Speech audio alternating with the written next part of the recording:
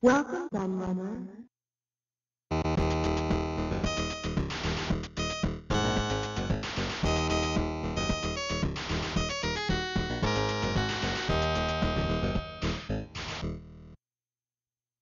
Hey everybody, Kieran aka the Retro Laird here, and I'm back with the second part of my Crash magazine retrospective. If you haven't seen part one, then I suggest you go and watch it right now, and then the rest of this might make a little bit more sense to you, because I talked a little bit about the magazine to start with and how it compared to the other Spectrum magazines, etc. So we've got 3 more issues to look at now that I briefly showed you in the previous video, and yeah, let's have a look at them. So first up, we have issue number 75 from April 1990, and it's got Impossible on the cover, which was an attempt to resurrect the classic Spectrum character Monty Mole to compete with the likes of Mario and Sonic, and it didn't really work because it was a bit crap. We have a cover tape with 4 games on, and I remember this issue and I remember this cover tape really well. Master Blaster, Rockfall, Carissa 2, Breakpoint. I remember it being pretty damn good. I still have my Spectrum because I didn't get my ST till a few months later. So there's some other good stuff in here as well, like Rainbow Island. So let's have a look at the actual mag then. So starting off with our Ocean advert, like pretty much always do. And here we go, the Crash tape. So Master Blaster, which is I seem to remember being quite nice, colourful shoot 'em up game. Carissa 2, Queen of Diamonds Part 2. That was an adventure game, text adventure. Rockfall was a pretty cool Boulder Dash clone, basically, if you didn't already guess. And Cyberdyne was a shoot 'em up. No, sorry, Cyberdyne made the shoot 'em up. That's a Master Blaster. Getting confused there. That last part down there. So, what else we got? So, £5 on 16-bit software. Hardly a 2-bit offer. Better buy it, Boots. Brilliant. Oh, still seems strange seeing the Boots logo alongside software. And that was the last game on that Breakpoint, which was like a snooker quiz, and it was quite good, from what I remember. Snooker-based quiz. It wasn't actually about snooker, I think. It was just general knowledge. But you had to answer questions to pop the balls. Yeah, I should clarify that. It wasn't just a snooker quiz. That would have been quite crap. There's our Jetman column.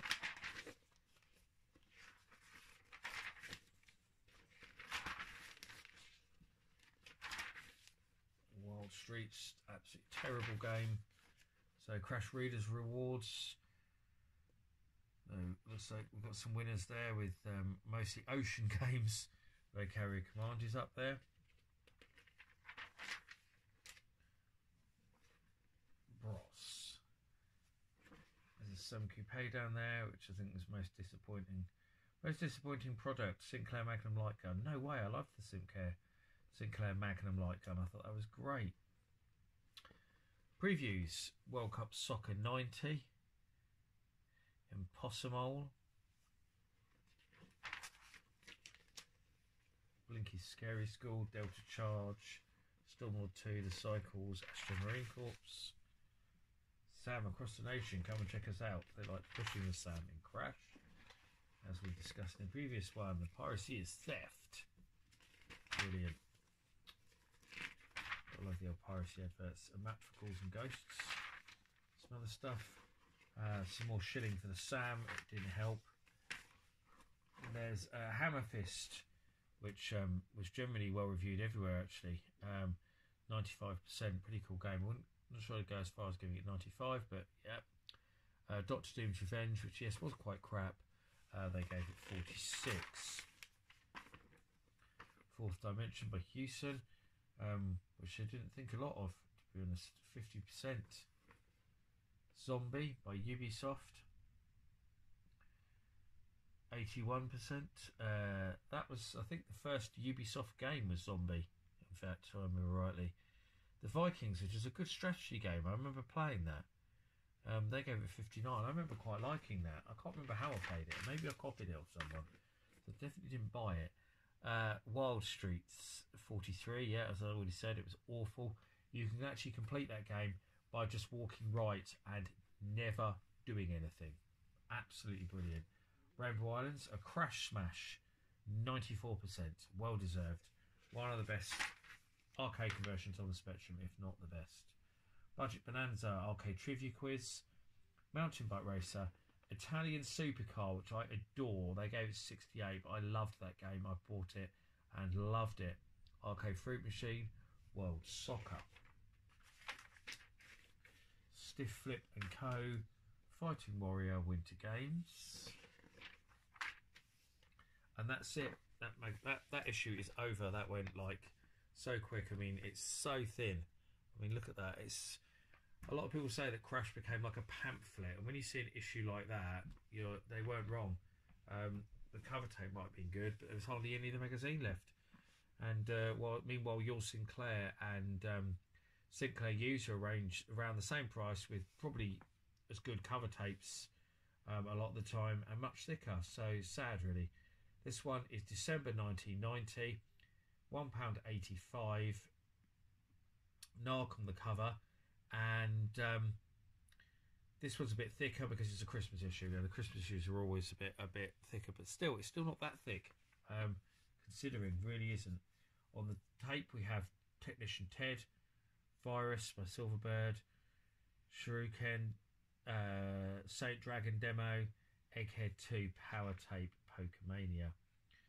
So Narc, yes, the Spectrum version. Shout out to my friend Sean McClure, because he worked on Narc for the Spectrum, and he also worked on Saint Dragon, which we see an advert for there. So shout out to Sean. Technician Ted, good platform game, but very hard.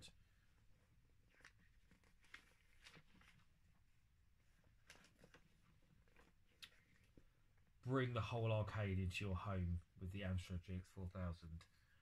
Award for possibly the most misleading advert ever.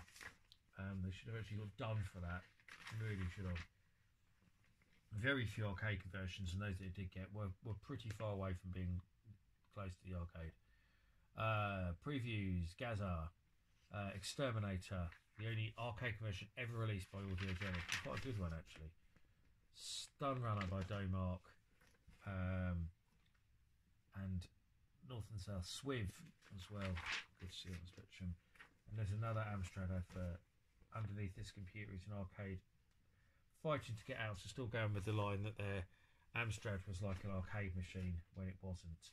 Line of Fire preview, Atomic Robo Kid, E-SWAT down there, terrible conversion. So was Line of Fire, to be fair, so typical US Gold, Tiertex crap. Navy SEALs and Hunt for Red October. Win a Turtles arcade machine. Yes, now we're talking. I mean, look at that beauty. God, that would have been a dream come true, wouldn't it? Some Sam Coupe stuff, great.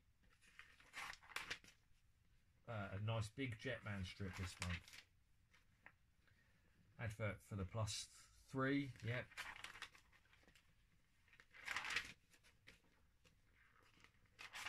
News and letters and stuff like that. Classified ads, subscribe to us, more ads. Quick shot, although I must point out I've got two of these bad boys here, the Mavericks, and they are bloody wonderful. It's my joystick of choice these days because they're like a small arcade stick. They have rubber suction cups, so they don't take up much room, and they're really good. Two of them are using my Spectrum and my 800 XL because I really like them. Teenage Mutant Hero Turtles advert. Go to Recall advert. A lot of adverts, a hell of a lot of adverts in this issue. Narc, which I gave a crash smash, so Sean will be pleased. 95%. It was a good port. 128k only, but a good port. Gunboat by Accolade. 67, yeah, that's probably about fair. It's a bit boring. Dick Tracy by Titus, which I seem to have been crap. Puznik, Ocean, what did they give that? 80? Probably go a bit higher. I actually really like Puznik. I think it's a really good game. Rugby Manager sounds awful. 69%. Snow Strike by Epix US Gold. 69%. Barbarian 2 by Palace. 71. Not as good as the first game. Run the Gauntlet. 78. Tiny little review for, oh, it's a hit squad release, that's why it's budget re-release, of course it is. and Adidas Championship Tiebreak 73. Passing Shot was the best tennis game in the Spectrum game, in my opinion. And of course, good old Match Point by Poseidon, the really early one. That was great. Comics. Golden X advert. Shadow the Beast got a Crash Smash on the Spectrum 92. I'm not sure I go that far. It's a pretty good conversion though. Henrietta's Book of Spells 75. Helter Skelter by Audiogenic 84, and California Games Kicks re-release 69. That's a bit harsh. And the great high-tech cartoon games that they made. They were mostly actually very good. The high-tech stuff. Gaza Kickoff 2, which I go 54. Agree with that. It's rubbish. Outrun re-release. You can barely even see the screenshot. I'm not sure what's going on there. 58, probably fair. Looks great until it moves, but it's far too slow. UN Squadron with screenshots of the arcade game. So I have no idea what's going on there, but I think they've completely messed up there. 83%. Tiger Road 63%. I quite liked Tiger Road. Perhaps a bit harsh there. Star Wars re-release 69%. Cheetah joysticks. I love this. All the characters, the different people. The 125 Plus was my joystick of choice back in the day because it had the separate Sinclair plug on it. So I went through a few of those actually. Badlands 68. I bought that. I thought it was quite good. So I think that's a bit harsh maybe. Quick Snacks 92 Crash Smash. Yep, agree with that. Spootio. Yeah, it's crap. Yep, agree with that. Strider 2 78. The Boxer 62%. Magic Land Dizzy 93% of Crash Smash. No surprise there. Spooky Castle by Atlantis 25%. They hated that. Looks nice from the screenshot though. Winifred Ocean game, not sure why they've used Amstrad screenshot of Robocop there, it's a bit weird. Chase HQ2 and Pang advert on the back. And we have one of these left to look at. So this one is September 1990 with Robocop 2 on the cover, issue 80. And there was a tape there, but that's gone, so we'll have a look at, we'll see what's on that tape in a minute. Oh, this mag's falling apart, that's always good. Great when you're trying to hold it and the mag pages are falling apart. So what did we have here? We had Dynamite Dan, pretty good. Start there, Lunar Attack. Don't remember much about that. Monster Munch. No, don't remember much about that. I'm pretty sure I had that tape though, but I don't remember those games. They can't have been that good. And whatever that colourful shoot 'em up is there, which I can't see. Oh, Solaris, that's it. I remember that being good. I remember that one very well, and I remember that being quite good. I have to play it again now, see if it is still good, if I'm remembering it wrong. Oh, this magazine is really hard to hold because it's so thin and it's falling apart, so apologies for that.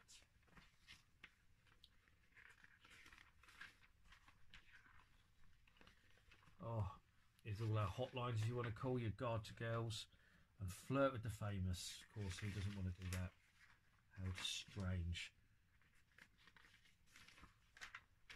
Oh, lots of adverts. Lots of adverts. It's an already thin magazine and we've got tons of adverts. So what previews we got? Fun School 3, Brick Dangerous 2 and Battle of the Bulge. More pages falling out. Then we've got Robocop 2. That's our big preview there. Nice digitised image in the film. But the problem with Robocop 2 on the Spectrum was it was too bloody hard. Really hard, in fact. It was almost impossible. Golden Axe, Nightbreed. That's Lotus, Turbo Esprit there, and Alien Star Control. Cool.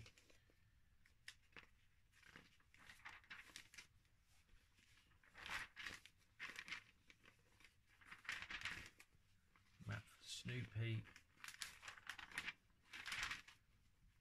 Data and electronics stuff, as always. So more reviews. We have the Time Machine, which they gave 91. They liked that.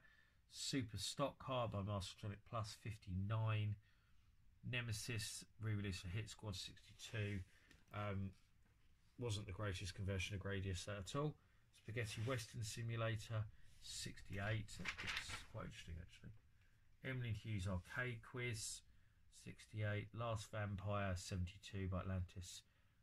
Do you remember that being quite good? Super Kid in Space by Atlantis 80. So do you remember that being quite good as well? Match Day 2 Hit Squad re-release 79.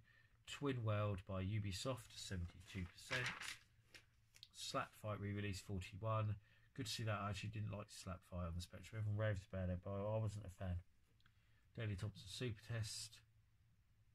Out for the Count 32. They didn't like that. Fantastic American Football, not that fantastic 78. Monty Python's Flying Circus 75. I quite liked that. It was alright. Probably a fair score there actually. Shadow Warriors by Ocean, which they gave 74. It's quite surprising. Some of them seem to be both the other two mags absolutely loving that. It's certainly very colourful, but perhaps a bit slow to play. Fruit Machine Simulator 2 by Codemasters, 40. Nope, I loved that. T-Bird by Mastertronic Plus. 4 times the action. Win-win-win. Quattro Sports. Championship Football and Tiebreak, and that's it. Last remix on the back. So that's my retrospective Crash magazine, but very much the later years. As I said in the previous video, I would like to try and get hold of some older Crash magazines, the earlier ones, so we can see the difference of you know, when it didn't have the cover tape and it was a bigger magazine with better stuff.